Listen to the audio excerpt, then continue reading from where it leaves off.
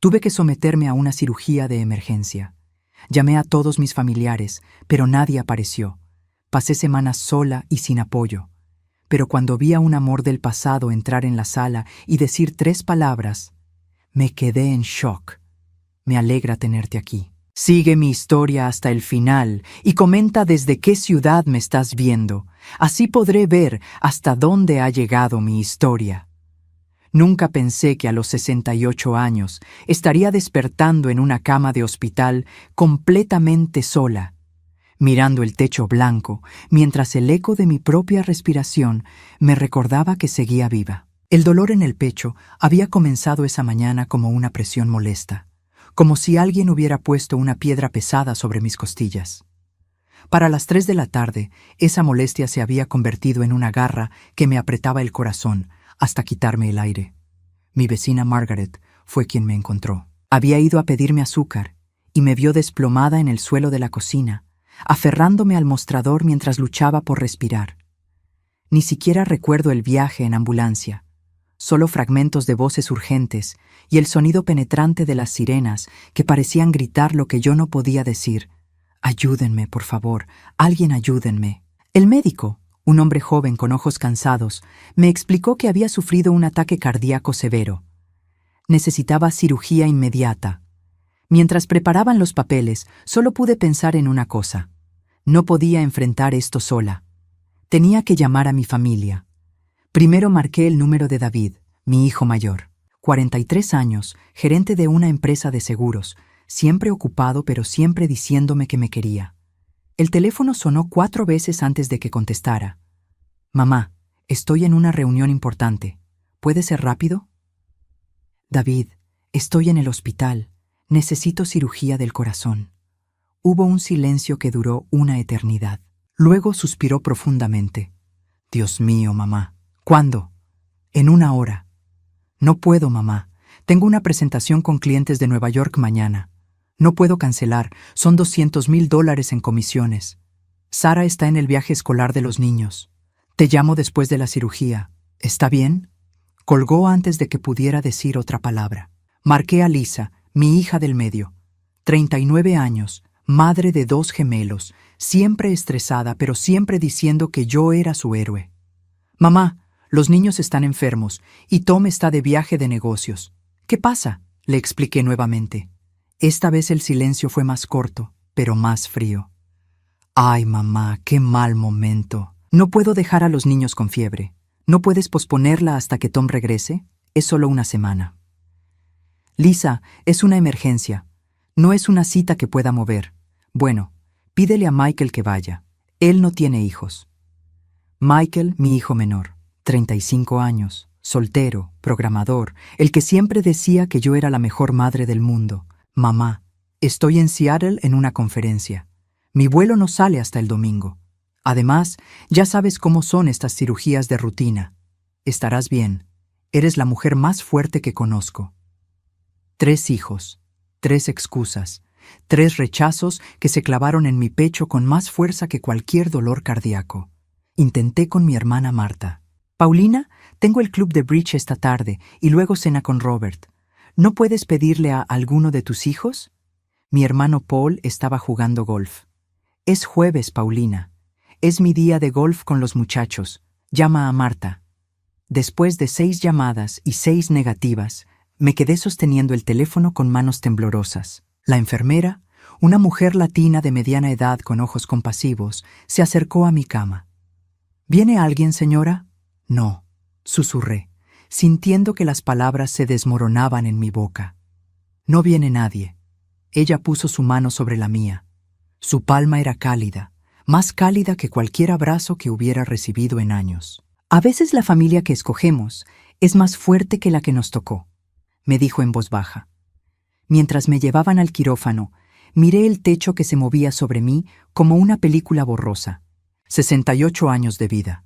3 hijos que crié sola después de que su padre muriera. Décadas de sacrificios. De noches sin dormir cuidando fiebres y pesadillas. De trabajar 2 empleos para pagar sus estudios universitarios. De estar presente en cada graduación, cada boda, cada crisis. Y ahora, cuando yo era la que necesitaba, Estaba completamente sola. El anestesiólogo me pidió que contara hacia atrás desde 10. Mientras los números se desvanecían en mi mente, mi último pensamiento fue una pregunta que me partió el alma.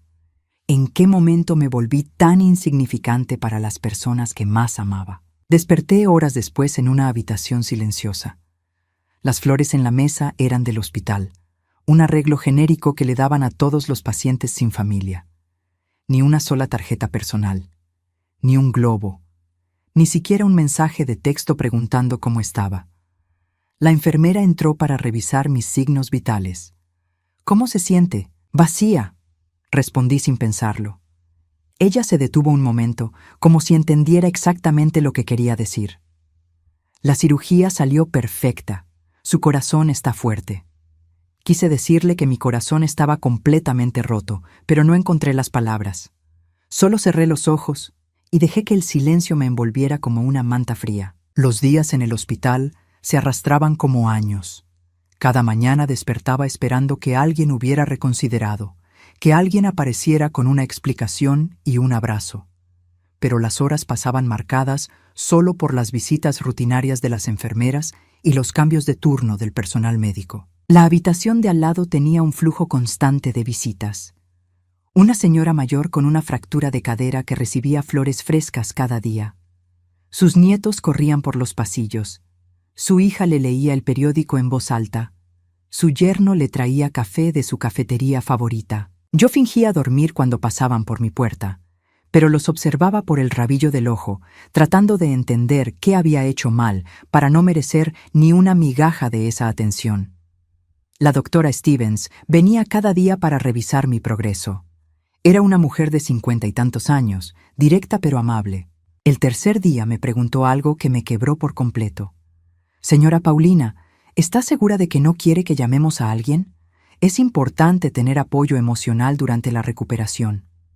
«Ya llamé a todos», le dije, mirando hacia la ventana para que no viera las lágrimas. «Están muy ocupados». Ella se quedó en silencio unos segundos. Luego cerró mi expediente y se sentó en la silla junto a mi cama. En mis 20 años como cardióloga he visto de todo, pero las heridas que más tardan en sanar no son las del corazón físico.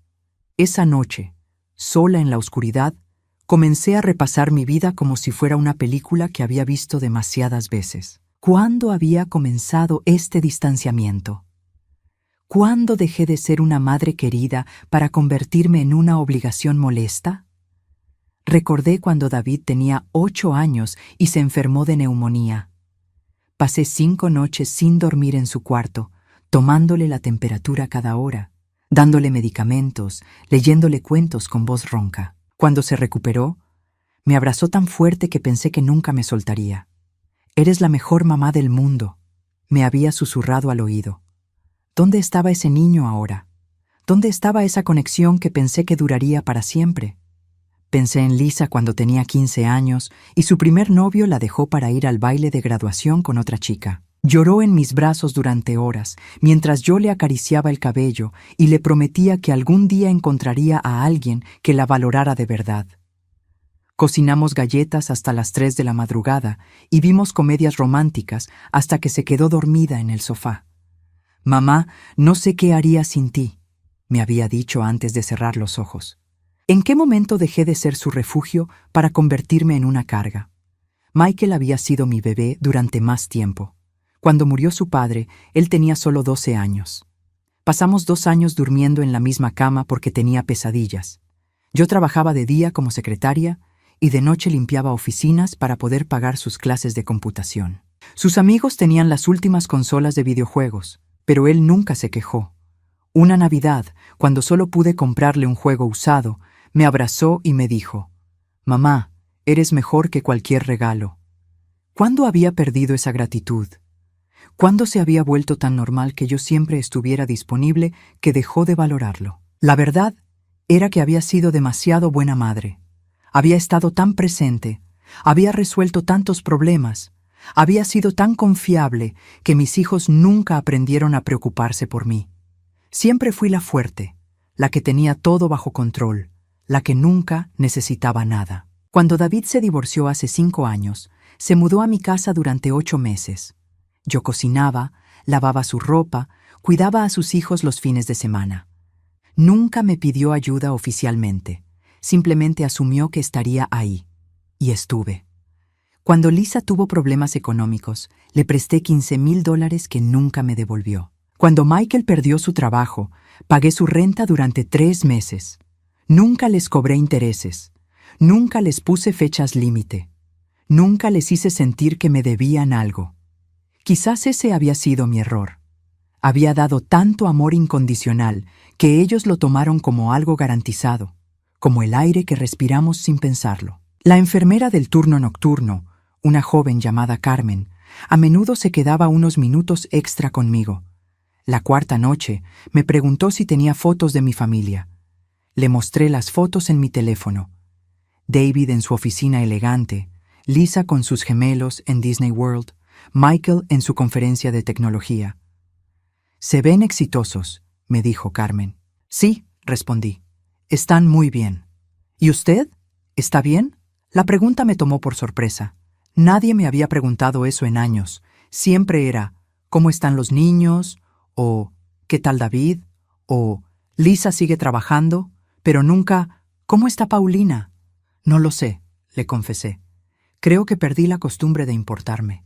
Carmen me miró con esos ojos sabios que a veces tienen las personas jóvenes. Señora Paulina, nunca es demasiado tarde para empezar a importarse de nuevo.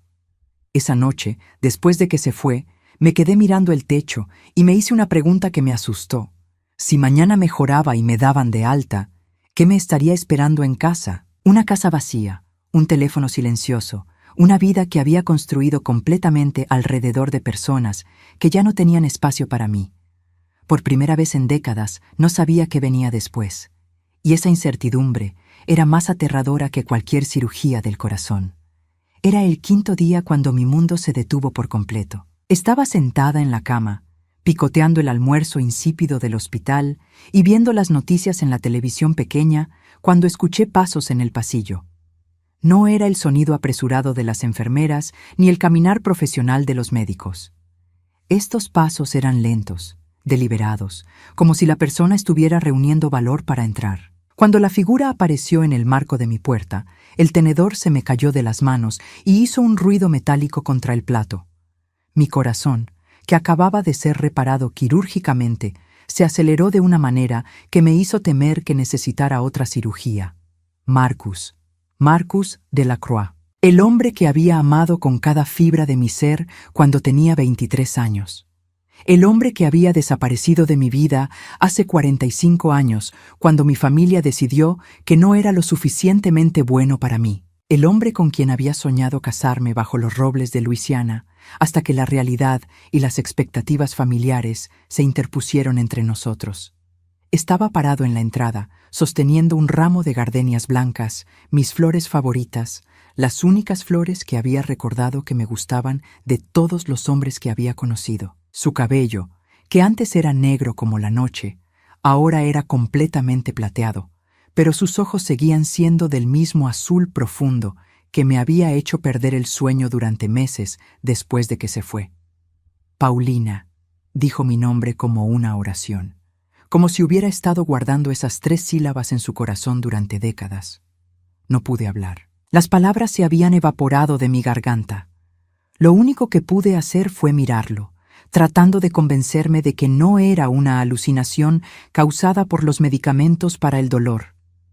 Él se acercó lentamente, como si yo fuera un animal herido que podría salir corriendo en cualquier momento. Puso las flores en la mesa y se sentó en la silla junto a mi cama, la misma silla donde la doctora Stevens se había sentado días antes para hablarme sobre el apoyo emocional. «¿Cómo sabías?», logré susurrar finalmente. «Margaret», respondió suavemente. «Tu vecina Margaret. Resulta que su sobrina trabaja en el departamento de cardiología. Cuando le contó sobre tu cirugía, ella recordó tu nombre. Margaret me llamó. Margaret, mi vecina de 74 años que me había encontrado en el suelo de mi cocina. Margaret, que aparentemente había estado jugando a Cupido sin que yo lo supiera. Marcus, yo», comencé, pero él levantó su mano gentilmente. «Déjame hablar primero, por favor. He estado ensayando esto durante 45 años. Se inclinó hacia adelante, sus manos descansando en sus rodillas. Podía ver que sus manos tenían las mismas pecas que recordaba, aunque ahora estaban marcadas por la edad y el tiempo. Cuando me fui de aquí en 1978, pensé que estaba haciendo lo correcto. Tu padre me había dejado muy claro que yo no tenía futuro contigo, que era un carpintero sin educación que solo te arrastraría hacia abajo. Tu madre me dijo que si realmente te amaba, te dejaría ir para que pudieras tener la vida que merecías. Sentí que el aire se escapaba de mis pulmones. ¿Hablaron contigo? Más que hablar. Me citaron en la oficina de tu padre un sábado por la mañana. Me mostraron la aceptación a la universidad, los planes que tenían para ti, el futuro brillante que te esperaba. Me dijeron que si realmente te amaba, no sería egoísta. Las lágrimas comenzaron a rodar por mis mejillas. Durante 45 años había creído que Marcus simplemente había decidido que no me amaba lo suficiente para luchar por nuestra relación. Había creído que había encontrado algo mejor y había huido sin una explicación. Yo los esperé, susurré. Esperé durante meses que regresaras. Pensé que habías encontrado a alguien más en Nueva Orleans. Nunca hubo nadie más, Paulina. Nunca. La forma en que dijo esas palabras, con tanta certeza y dolor, me partió el corazón de una manera completamente diferente a como se había roto cuando mis hijos no vinieron al hospital. ¿Nunca te casaste? Él negó con la cabeza lentamente. Estuve comprometido una vez, hace unos 20 años. Pero en el altar, cuando el padre preguntó si la tomaba como esposa, lo único que pude pensar fue en ti. No pude pronunciar las palabras. Marcus, déjame terminar, por favor. Su voz era más firme ahora, como si hubiera encontrado el coraje que había estado buscando. He construido una buena vida. Mi empresa de construcción creció. Tengo casas por todo el estado, más dinero del que necesito. Pero cada día de estos 45 años me he preguntado qué habría pasado si hubiera luchado por ti. Si hubiera sido lo suficientemente valiente para desafiar a tu familia. Se puso de pie y caminó hacia la ventana, mirando hacia el estacionamiento donde probablemente había dejado su auto. Cuando Margaret me llamó y me dijo que habías estado sola durante la cirugía, que tu familia no había venido, sentí una rabia que no había sentido desde que era joven. Pero también sentí algo más. Se volvió hacia mí, y en sus ojos pude ver al hombre de 25 años que había amado con toda mi alma. Sentí esperanza. ¿Esperanza? Esperanza de que tal vez, después de todos estos años, después de todas las decisiones que otros tomaron por nosotros, tal vez podríamos tener una segunda oportunidad. Mi corazón estaba latiendo tan fuerte que estaba segura de que él podía escucharlo. 45 años de preguntas sin respuesta de repente tenían sentido. 45 años de una vida vivida en el carril que otros habían escogido para mí se desmoronaron en ese momento. Marcus, logré decir, mi voz temblando.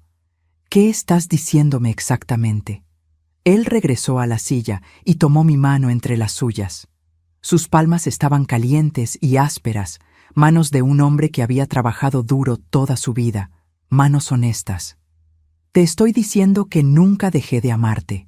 Te estoy diciendo que si me das una oportunidad, quiero pasar el resto de mi vida compensándote por todos los años que perdimos. Te estoy diciendo que no tienes que estar sola nunca más. Las palabras que siguieron salieron de algún lugar profundo dentro de mí, un lugar que había mantenido cerrado durante décadas. Yo nunca paré de amarte tampoco.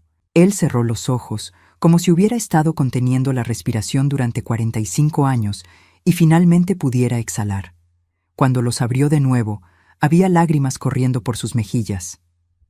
Entonces, no perdamos ni un día más, Paulina. Por favor, por primera vez desde que había despertado en este hospital, no me sentía sola. Por primera vez en décadas, sentía que tal vez la vida todavía tenía sorpresas hermosas guardadas para mí. Pero una parte de mí, la parte que había sido lastimada tantas veces, susurró una pregunta aterradora. ¿Era demasiado tarde para un nuevo comienzo? Los días siguientes pasaron como en una nube de sueños y conversaciones susurradas. Marcus venía cada mañana antes de que comenzaran las horas de visita oficial y se quedaba hasta que las enfermeras lo echaban gentilmente por la noche. Hablábamos sobre todo y sobre nada, llenando 45 años de silencio con palabras que habían estado esperando ser dichas. Me contó sobre su vida en Nueva Orleans, donde había construido casas después de huracanes, sobre las noches solitarias cuando miraba las estrellas y pensaba en mí, sobre las veces que había manejado hasta los límites de nuestra ciudad natal, pero nunca había tenido el valor de buscarme. Yo le conté sobre mi matrimonio con Robert, un hombre bueno, pero que nunca encendió mi corazón como él lo había hecho, sobre mis hijos, sobre los años vacíos después de que Robert murió. Era el 7º día cuando Marcus llegó con algo más que flores. Traía una caja de zapatos vieja, desgastada en las esquinas y amarrada con un listón azul descolorido. «Tengo que mostrarte algo», me dijo, sentándose en la silla que ya había comenzado a pensar como suya. Abrió la caja lentamente, como si contuviera algo sagrado. Dentro había cartas, docenas de cartas escritas en su letra familiar, todas dirigidas a mí, todas con fechas que se extendían a lo largo de 45 años. «¿Qué es esto?», pregunté, aunque mi corazón ya estaba comenzando a entender. «Te escribí cada año en tu cumpleaños», dijo suavemente, «y en el aniversario del día que nos conocimos, y en Navidad, y cuando algo importante pasaba en mi vida que quería compartir contigo». Tomé una de las cartas con manos temblorosas. Estaba fechada apenas 2 años atrás. «Querida Paulina», leí en voz alta, «hoy cumples 66 años. Me pregunto si sigues poniendo canela extra en tu café los domingos por la mañana. Me pregunto si todavía tienes pesadillas después de ver películas de miedo. Espero que estés feliz. Espero que alguien te esté amando como mereces ser amada». Las lágrimas me impedían continuar leyendo. Marcus se acercó más. «Pero eso no es todo, Paulina. Hay algo más que necesitas saber».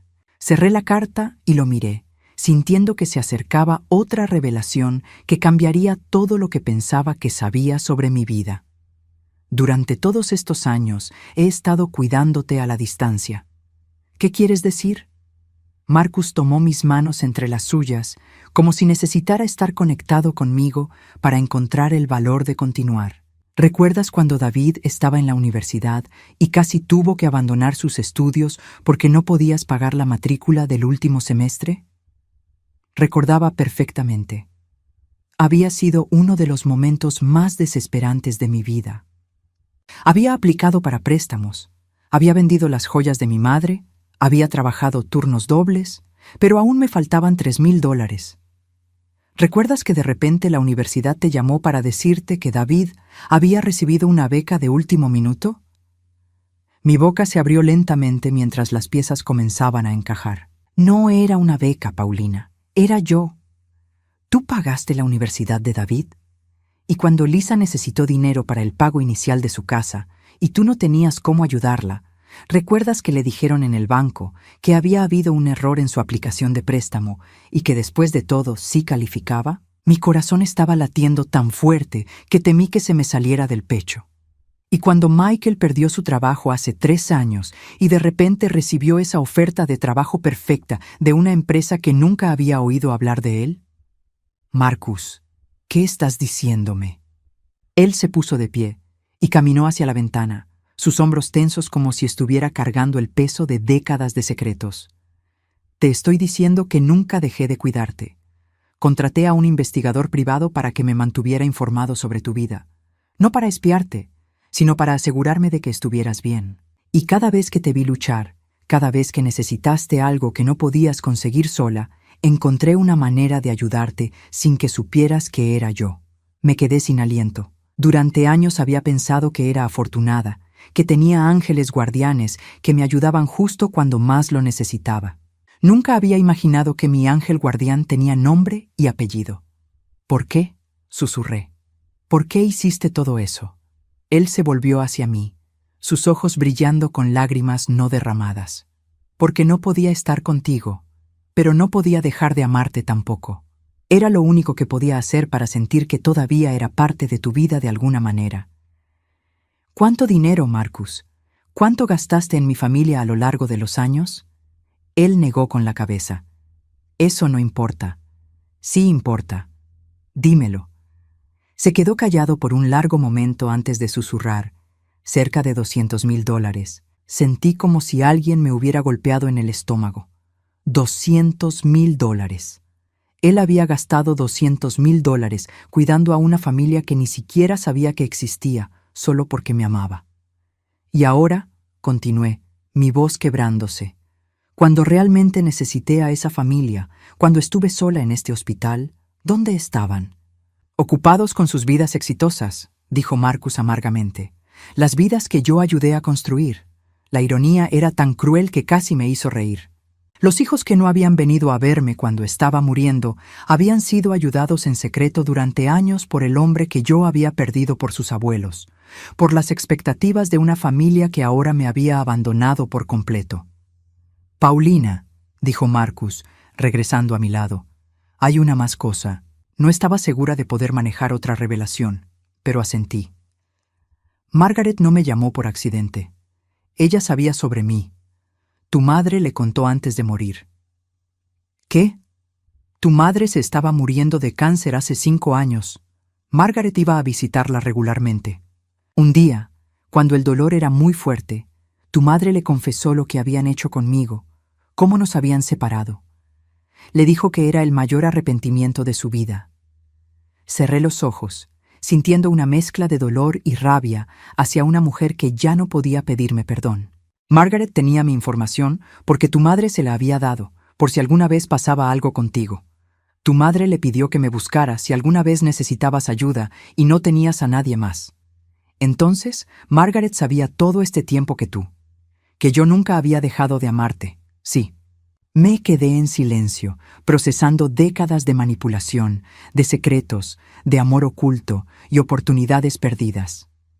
Pero por encima de todo eso, una verdad brillaba como el sol después de una tormenta. Marcus había estado ahí todo el tiempo. Cuando mi familia me había fallado, cuando me había sentido más sola, él había estado cuidándome desde las sombras. ¿Qué hacemos ahora?, le pregunté. Él tomó mi rostro entre sus manos, con una ternura que me hizo recordar por qué me había enamorado de él 4 décadas atrás. Ahora vivimos, Paulina, por fin vivimos. Pero incluso mientras sentía esperanza florecer en mi pecho, una parte de mí sabía que mi familia no iba a dejar que esto fuera tan simple como parecía. La doctora Stevens me dio de alta al 10º día con instrucciones estrictas de reposo y una lista de medicamentos que tenía que tomar religiosamente. Marcus había insistido en llevarme a casa, y mientras manejaba mi viejo Honda hacia mi casa, me di cuenta de que era la primera vez en décadas que alguien me cuidaba a mí. No tienes que quedarte, le dije mientras abría la puerta principal, aunque secretamente esperaba que insistiera. Paulina, me dijo con esa sonrisa suave que recordaba de cuando éramos jóvenes, no he esperado 45 años para dejarte sola ahora. Los primeros 3 días fueron como un sueño. Marcus cocinaba desayunos que no había comido desde mi juventud. Tortillas francesas con hierbas frescas que traía de su propio jardín. Me leía el periódico mientras yo descansaba en el sofá. Y por las tardes nos sentábamos en el porche trasero a ver las puestas de sol mientras me contaba historias de las casas que había construido y los lugares que había visitado pensando en mí. Fue el 4.º día cuando todo cambió. Estaba tomando mi siesta de la tarde cuando escuché voces altas en la sala. Me levanté despacio, aún débil pero lo suficientemente fuerte para caminar, y me dirigí hacia el sonido. Lo que vi me heló la sangre. David estaba parado en medio de mi sala, con su traje caro y su expresión de indignación, apuntando con el dedo a Marcus como si fuera un criminal. Lisa estaba a su lado, con los brazos cruzados y esa mirada de superioridad que había perfeccionado desde la adolescencia. Michael estaba recargado contra la pared, mirando su teléfono como si toda la situación fuera una molestia menor. «¿Quién diablos es usted?», le gritaba David a Marcus. «¿Y qué está haciendo en la casa de mi madre?». Marcus mantenía la calma, pero podía ver la tensión en sus hombros. «Soy Marcus Delacroix. Soy un viejo amigo de tu madre. ¡Un viejo amigo!, se burló Lisa. Mamá, ¿estás loca? ¿Dejas que un extraño se quede en tu casa? ¿Sabes siquiera quién es este hombre? Entré a la sala lentamente, sintiendo que cada paso era una declaración de guerra. Sé exactamente quién es, dije con voz firme. La pregunta es, ¿qué están haciendo ustedes aquí? David se volvió hacia mí con esa expresión condescendiente que había estado perfeccionando durante años. Mamá, estamos preocupados por ti. Margaret nos llamó y nos dijo que había un hombre extraño viviendo aquí contigo. Obviamente estás confundida por los medicamentos. No estoy confundida. Claro que sí, intervino Lisa. Mamá, acabas de salir de una cirugía mayor. Es normal que no estés pensando claramente, pero no puedes dejar que cualquier aprovechado se meta a tu casa. Marcus dio un paso adelante. Señora, creo que hay un malentendido. No le hable a mi madre, le espetó David. No sabemos quién es usted ni qué quiere, pero esto se acabó ahora mismo. Sentí una rabia que no había experimentado en años subiendo por mi pecho como lava ardiente. ¿Saben qué?, dije, mi voz temblando de ira. Tienen razón. Hay un malentendido aquí. Los tres me miraron expectantes, probablemente esperando que les diera la razón y echara a Marcus. El malentendido es que ustedes creen que tienen derecho a venir a mi casa y decidir con quién puedo y no puedo estar. David frunció el ceño. Mamá, estamos tratando de protegerte. ¿Protegerme? La risa que salió de mi garganta era amarga y áspera. ¿Dónde estaba esa protección cuando estaba sola en el hospital? ¿Dónde estaba esa preocupación cuando necesitaba cirugía del corazón? Ya te explicamos que estábamos ocupados, murmuró Lisa, evitando mi mirada. Ocupados, claro. Me volví hacia Marcus, que había permanecido en silencio durante todo el intercambio. Marcus, ¿puedes contarles a mis hijos ocupados sobre las becas universitarias? Marcus me miró con incertidumbre, como preguntándome si estaba segura de querer abrir esa caja de Pandora. Cuéntales, insistí. David miró entre nosotros con confusión. ¿De qué están hablando? Marcus se aclaró la garganta. Tu matrícula del último semestre en la universidad. Los $3,000 que faltaban. No fue una beca. Fui yo quien los pagó. El color desapareció del rostro de David. ¿Qué? Y el préstamo de tu casa, Lisa. Esa aprobación milagrosa que recibiste después de haber sido rechazada. Yo arreglé eso también. Lisa se quedó boquiabierta. Eso es imposible.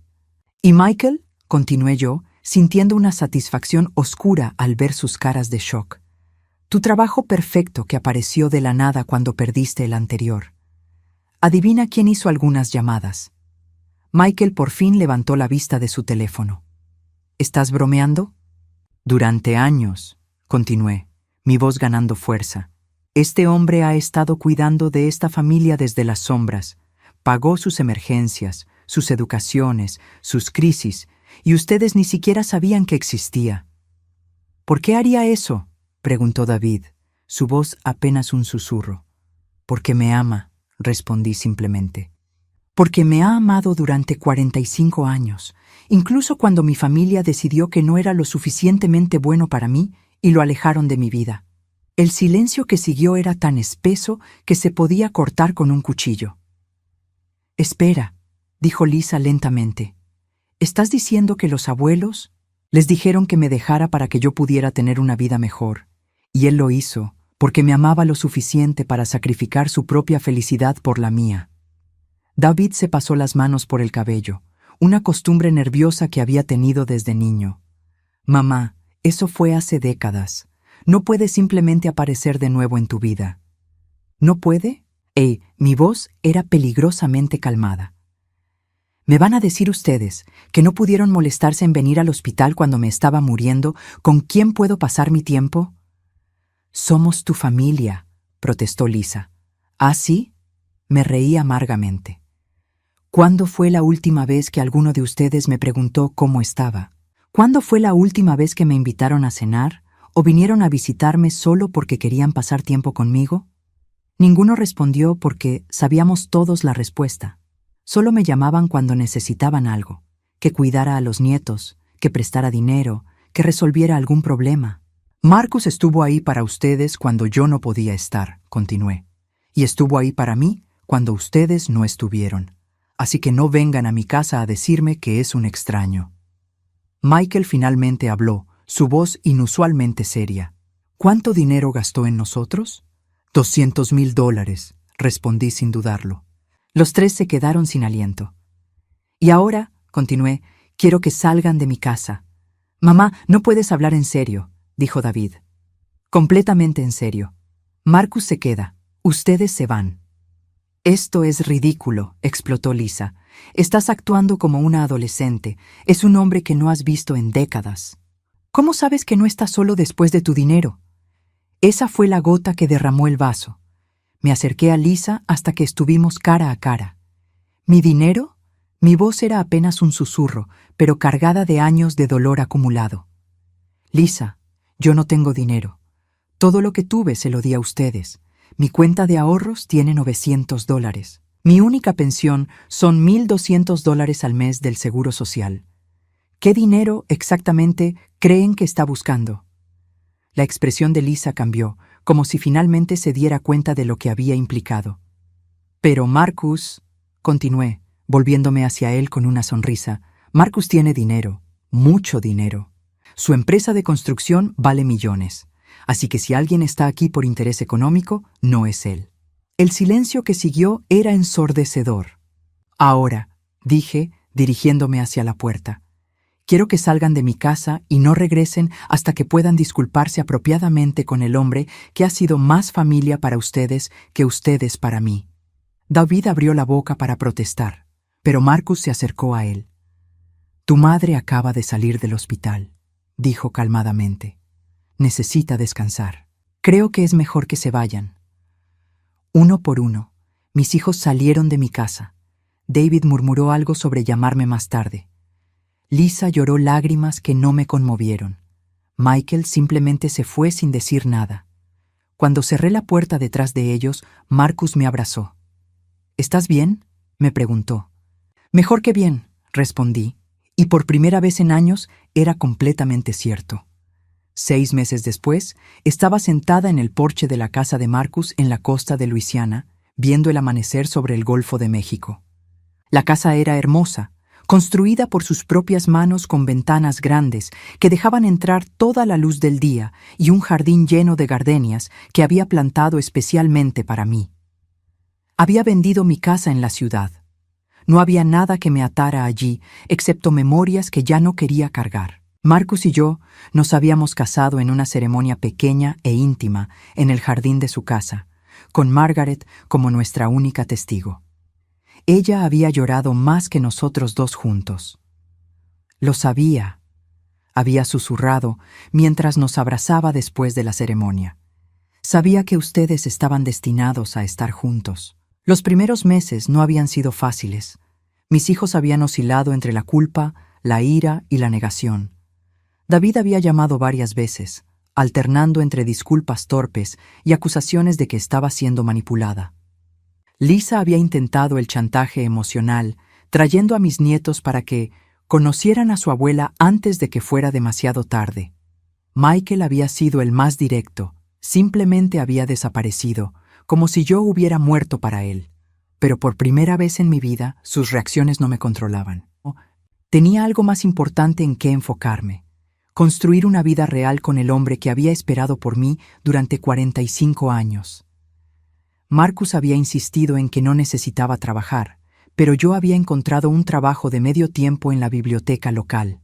No porque necesitara el dinero, sino porque necesitaba la sensación de tener un propósito que fuera completamente mío.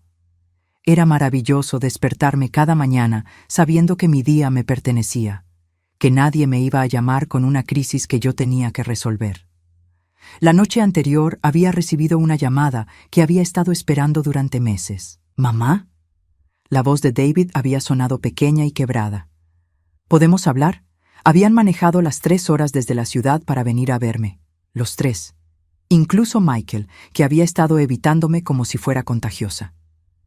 Ahora estaban sentados en la sala de Marcus, incómodos y fuera de lugar en este mundo nuevo que había construido sin ellos. Se ve feliz, mamá, había dicho Lisa, mirando alrededor de la casa con ojos que parecían estar viendo realmente por primera vez en años.